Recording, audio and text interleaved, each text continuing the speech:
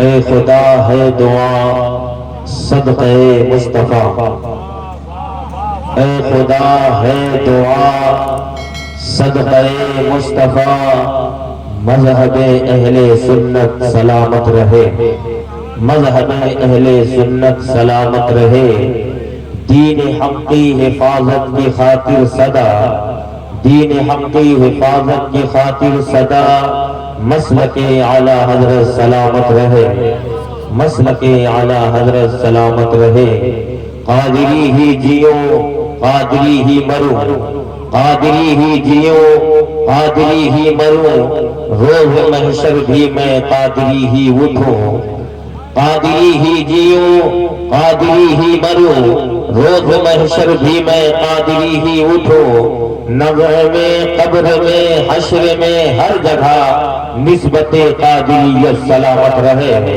نسبت قادریت سلامت رہے۔ آئیے حضرات، ہم اور آپ سب سے پہلے محبت کے ساتھ، عقیدت کے ساتھ، پوری ایمانداری کے ساتھ نبی اور آل نبی کے بارگاہ پاک میں جھوم کر دروشی پڑھ لیں۔ اللہم صلی علی سیدنا مولانا محمد صلی اللہ علیہ وسلم صلی اللہ علیہ وسلم۔ سلام علیک یا رسول اللہ صلی اللہ تعالی علیہ وسلم۔ حضرات، مجھے کتنی دیر بولنا ہے وہ آپ سب جانتے ہیں، اور میری عادت بھی ہے کہ میں 1-2 منٹ پہلے ہی میں ختم کر دیتا ہوں، اور میں اس کا بھرپور خیال رکھوں گا۔ اب جو تقریر لے کے آیا تھا اس میں صرف سمیٹنا بھی ہے، کیا چھوڑنا ہے کیا بولنا ہے۔ میں نے جس آیت مقدسہ کی تلاوت کی ہے، سب سے پہلے اس آیت پاک کے شان نزول ملاحظہ فرمائیں۔ حضرات، بغیر کسی تمہید کے آج سے 1400 سال پہلے میرے آقا صلی اللہ تعالی علیہ وسلم کی ولادت ہوئی، میرے آقا صلی اللہ تعالی علیہ وسلم کی پیدائش ہوئی، میرے آقا صلی اللہ تعالی علیہ وسلم کی میلاد ہوئی۔ تاریخ کون سی تھی، سن کون سا، دن کون سا، مہینہ کون سا، آپ بارہا سنتے رہتے ہیں۔ میرے آقا صلی اللہ تعالی علیہ وسلم کی ولادت 571 عیسوی کو ہوتی ہے۔ 500، آپ لوگ ابھی جو ہے 12 بھی نہیں بجے یہ حال ہے۔ یہ علاقہ میں نے سنا تھا بڑے مضبوط لوگ ہیں، لیکن آج میں نے دیکھ لیا کتنے مضبوط ہیں۔ آیا ہوں محفلوں میں، اس علاقے میں آیا ہوں، تھوڑا آپ آئے ہیں تو آنے کا حق بھی ادا کریں، ہے نا، بولنا ہے آپ کو سبحان اللہ الحمدللہ، ہے نا۔ آئے ہیں ماشاءاللہ، جہاں جہاں سے آئے ہیں آپ کا آنا ثواب ہے، بیٹھے ہیں پیاروں، بیٹھنا بھی ثواب ہے، آپ سن رہے ہیں سننا بھی ثواب ہے، ماشاءاللہ اس طرف رخ ہے آپ کا، ادھر دیکھ رہے ہیں، ادھر دیکھنا بھی ثواب ہے، زبان ہے نا۔ تو اب اگر زبان سلامت ہے تو یہاں بولیے، بولنا بھی ثواب ہے، کچھ اور تو نہیں بولنا نا، یہی تو کہا جا رہا سبحان اللہ کہیے، الحمدللہ کہیے، ماشاءاللہ کہیے، ماشاءاللہ۔ تو آپ تمام لوگ بولیں اور وعدہ کریں کہ آپ جائیں گے کہ نہیں بھائی، میں پہلا خطیب ہوں، تھوڑا سا کچھ جگہ اور کچھ کہہ دوں بات، جائیں گے تو نہیں؟ جو ہمارے مہمان تشریف لائے ہیں انہیں سن کر جائیں گے نا۔ آپ کا گاؤں ہے، علاقہ ہے، کہیں ایسا نہ ہو بیٹھے بیٹھے تھک جائے، موقع پا کے بھگ جائے، اور ایسے نہ جائیں تو انگلی دکھا دکھا کے بھاگ جائیں، ایسا تو نہیں کریے گا، بولے نا یار، سنیں گے نا؟ ہاں ماشاءاللہ۔ حضرات، میرے آقا صلی اللہ تعالی علیہ وسلم کی ولادت 571 عیسوی کو ہوتی، دن کون سا تھا؟ تو وہ دوشنبے کا دن تھا، کہتے ہیں سبحان اللہ، دوشنبے کا دن تھا۔ مہینہ کون سا تھا؟ ربیع الاول شریف کا مبارک مہینہ تھا، سبحان اللہ۔ تاریخ کون سی تھی؟ 12 تاریخ تھی۔ جگہ کون سے؟ شہر مکہ۔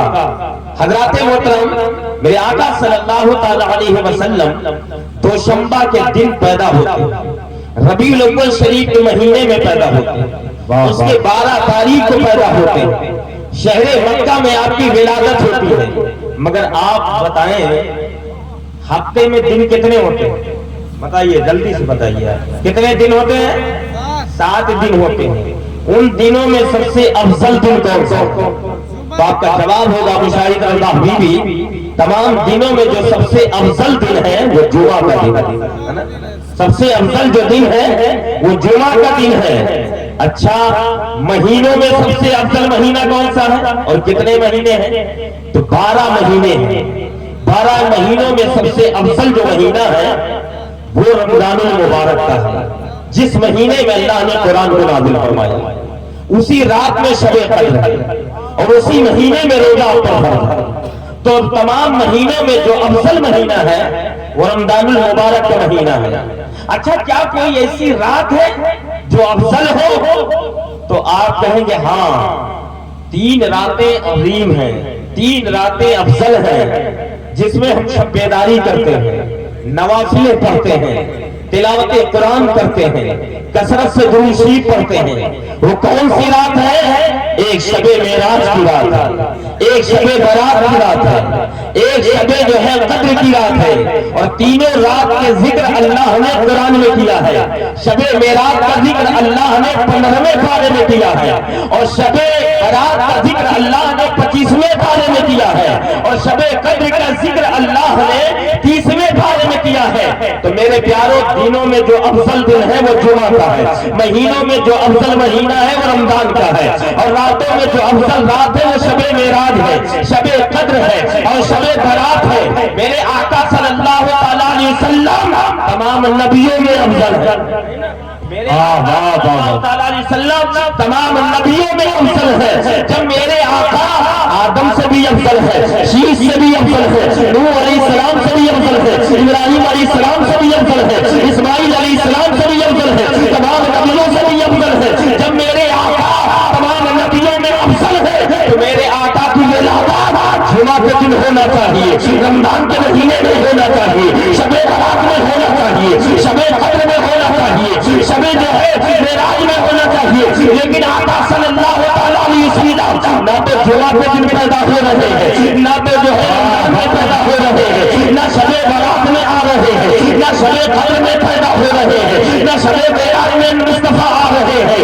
حضرات محترم، اور اس کی وجہ یہ ہے کہ اگر میرے آقا صلی اللہ علیہ وسلم اگر جمعہ کے دن پیدا ہوتے، آپ کی ولادت جمعہ کو ہوتی، تو کتنے لوگ یہ کہتے کہ نبی کو افضلیت جو ملی ہے نا وہ جمعہ کے دن پیدائش کی وجہ سے ملی ہے، اس دن آپ کے آنے کی وجہ سے ملی ہے، تو جمعہ کی وجہ سے مصطفیٰ افضل ہو گئے ہیں۔ اگر میرے آقا صلی اللہ علیہ وسلم اگر رمضان میں تشریف لاتے تو کوئی یہ کہتا کہ رمضان میں پیدا ہونے کی وجہ سے مصطفیٰ افضل ہو گئے ہیں۔ اگر میرے آقا شب برات میں آتے تو کوئی یہ کہہ دیتا کہ جو ہے شب برات کی وجہ سے مصطفیٰ افضل ہے، شب قدر کی وجہ سے مصطفیٰ افضل ہے، شب معراج کی وجہ سے افضل ہے۔ اس لیے پروردگار نے اپنے حبیب کو نہ تو جمعہ کے دن بھیجا، نہ تو رمضان میں بھیجا، نہ شب معراج میں بھیجا، نہ شب قدر میں بھیجا، نہ شب جو ہے برات میں بھیجا، بلکہ اللہ نے اپنے محبوب کو جمعے کو سنڈے کے دن بھیجا، ربیع الاول شریف کے مہینے میں بھیجا، اور بھیج کر کے فرمایا کہ بندو جانے والا کسی سے فضیلت لے لے بلکہ کائنات کو فضیلت لے لے جا رہا ہے۔ نعرہ تکبیر، نعرہ رسالت۔ اعلیٰ حضرت فرماتے ہیں سارے اچھے میں اچھا سمجھیے جسے ہے اس اچھے سے اچھا ہمارا نبی، سارے اونچوں میں اونچا سمجھیے جسے اس اونچے سے اونچا ہمارا نبی، سب سے اعلیٰ والا ہمارا نبی، سب سے بالا والا۔ اب آئیے، میرے آقا صلی اللہ تعالیٰ علیہ وسلم کی ولادت ہوئی، میلاد ہوئی، پیدائش ہوئی، کسی کو کوئی اعتراض نہیں، سب خوش ہیں، ذرے ذرے خوش ہیں، سمجھ رہے ہیں آپ؟ کائنات کے ذرے ذرے خوش ہیں سوائے ابلیس کے، سمجھ رہے ہیں آپ؟ آقا کی ولادت ہوئی، کسی کو کوئی اعتراض نہیں۔ وقت گزرتا رہا، جب آقا صلی اللہ تعالیٰ علیہ وسلم کی عمر شریف 25 سال کی ہوئی، کتنی بھائی بولے اونچا بولے تھوڑا، 25 سال کی جب آقا صلی اللہ تعالیٰ علیہ وسلم کی عمر شریف ہوتے ہیں تو میرے آقا صلی اللہ تعالیٰ علیہ وسلم نے ایک خاتون جن کا نام حضرت خدیجہ رضی اللہ تعالیٰ عنہا، میرے آقا صلی اللہ تعالیٰ علیہ وسلم نے ان سے نکاح فرمایا، یعنی شادی کی، نکاح کیے، شادی کیے، پھر بھی کسی کو کوئی اعتراض نہیں، اولادیں پیدا ہوئی، 4 بیٹیاں، 3 بیٹے بنوائے۔ حضرات آقا صلی اللہ تعالیٰ علیہ وسلم کی بیٹیاں پیدا ہوئی، اولادیں پیدا ہوئی، کسی کو کوئی اعتراض نہیں۔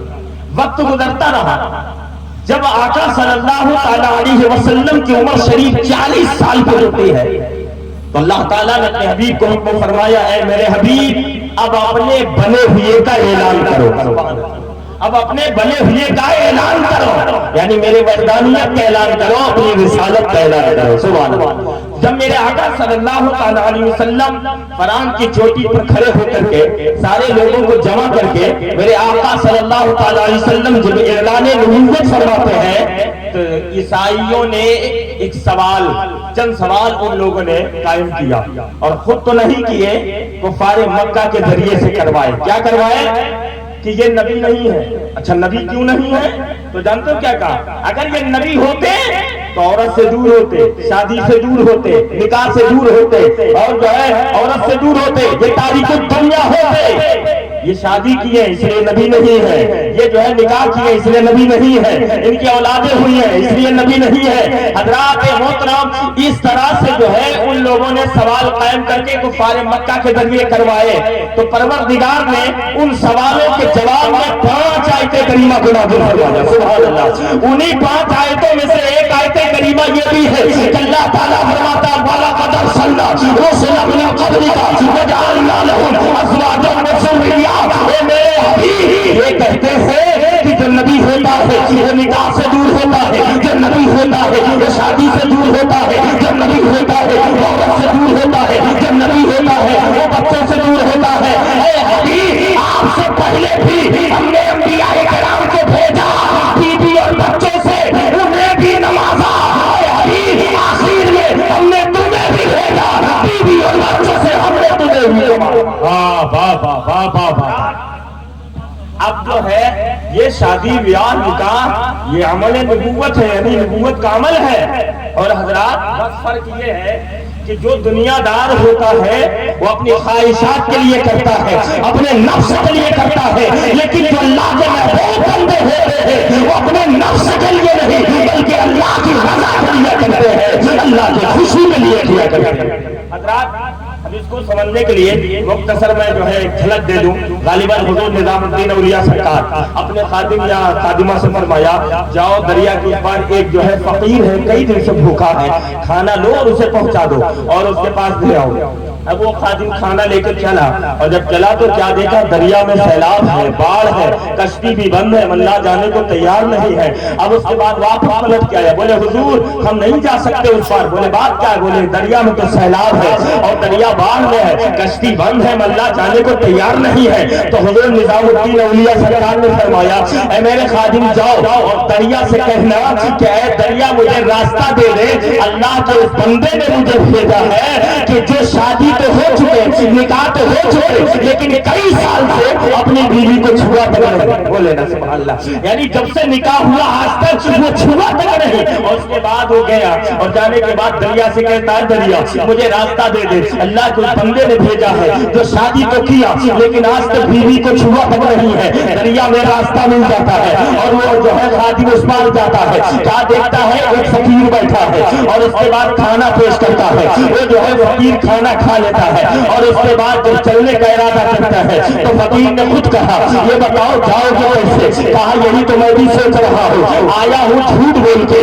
تو فقیر نے کہا پھر جھوٹ بول کے چلے بھی جاؤ۔ کہا کیسے آئے ہو؟ کہا میں نے دریا سے یہ کہا کہ دریا مجھے راستہ دے دے، اللہ کے بندے نے بھیجا ہے، نکاح تو کیا ہے مگر بیوی کو آج تک نہیں چھوا ہے، دریا میں راستہ مل گیا، میں اس بار آ گیا، آپ کو کھانا پیش کیا۔ تو فقیر نے کہا کہ جھوٹ بول کے آئے ہو تو جھوٹ بول کے چلے بھی جاؤ۔ کہا کیا کہوں گا؟ کہا جانا دریا سے کہنا کہ دریا مجھے راستہ دے دے، اللہ کے بندے نے مجھے بھیجا ہے جو 40 سال سے آج تک کچھ کھایا تک نہیں ہے، ایک لقمہ تک نہیں کھایا ہے۔ اور اس کے بعد وہ دنگ رہ گیا، تعجب میں پڑ گیا، کہنے لگا تو میرے ہی سامنے سارا کھانا کھا گئے، پلیٹ صاف کر دیے اور کہہ رہے ہیں 40 سال سے آج تک کچھ کھایا ہی نہیں۔ خیر واپس آتا ہے، دریا سے کہتا ہے، راستہ ملتا ہے، بارگاہ نظام الدین اولیاء میں حاضر ہوتا ہے، دل میں سوچ رہا پوچھ لو۔ حضور نظام الدین اولیاء سرکار نے فرمایا اے میرے خادم پوچھ لو جو پوچھنا ہو۔ تو اس کے بعد خادم نے کہا سرکار یہ بات سمجھ میں نہیں آئی، آپ نے کہا کہ دریا سے کہنا کہ نکاح تو میں نے کیا دیا ہے مگر بیوی کو آج تک نہیں چھوا، یہ بات سمجھ میں نہیں آتی ہے۔ اور حضور سکین میرے ہی سامنے پورا کھانا کھا گیا اور اس نے کہا جا کے دریا سے کہنا 40 سال سے آج تک کچھ کھایا نہیں، یہ بات سمجھ میں نہیں آئی۔ تو حضور امام الدین اولیاء سرکار نے فرمایا کہ اے میرے خادم سنو، اللہ کا جو ولی ہوتا ہے، اللہ کا جو محبوب بندہ ہوتا ہے، وہ اپنے لیے کچھ نہیں کرتا بلکہ ہر کام وہ اپنے مولا کی رضا کے لیے کرتا ہے۔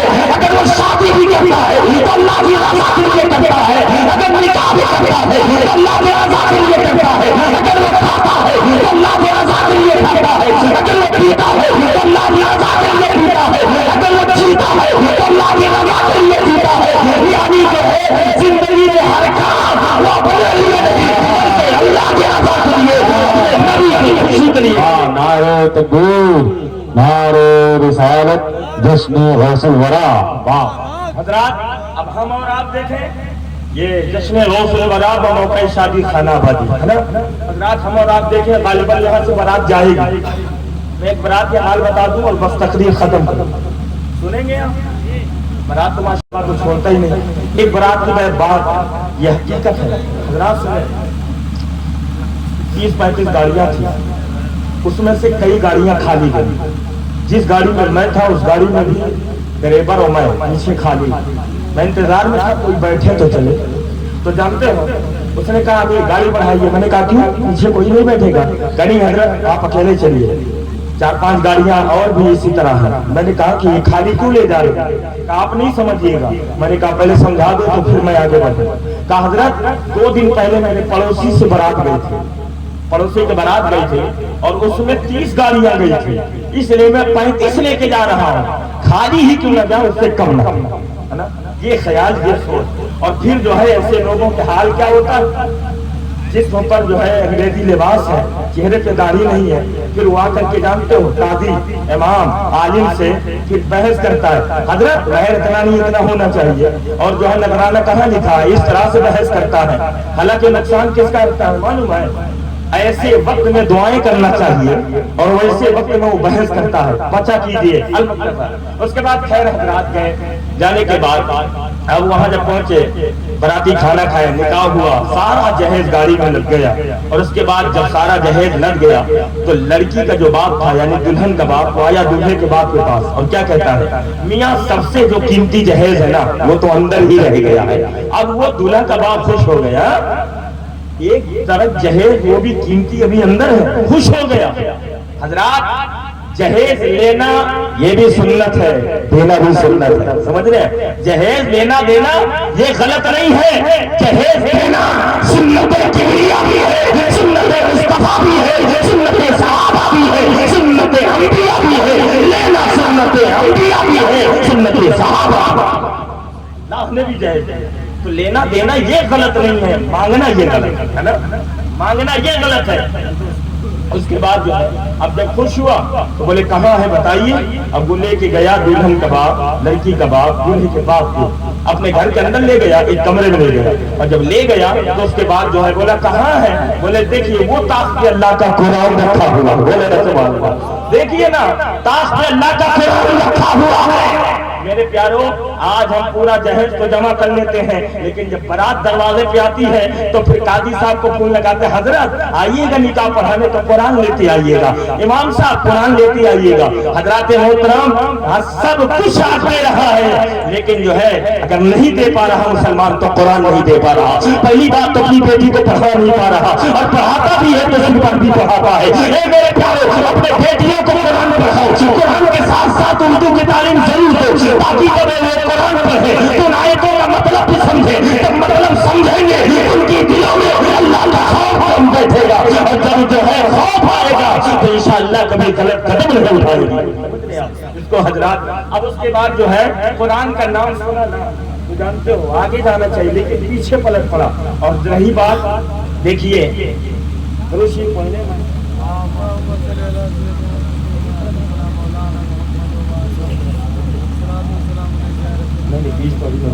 حضرات بڑی نصیحت تھی اس میں آپ کے لیے لیکن وقت بھی میرا ہو رہا ہے۔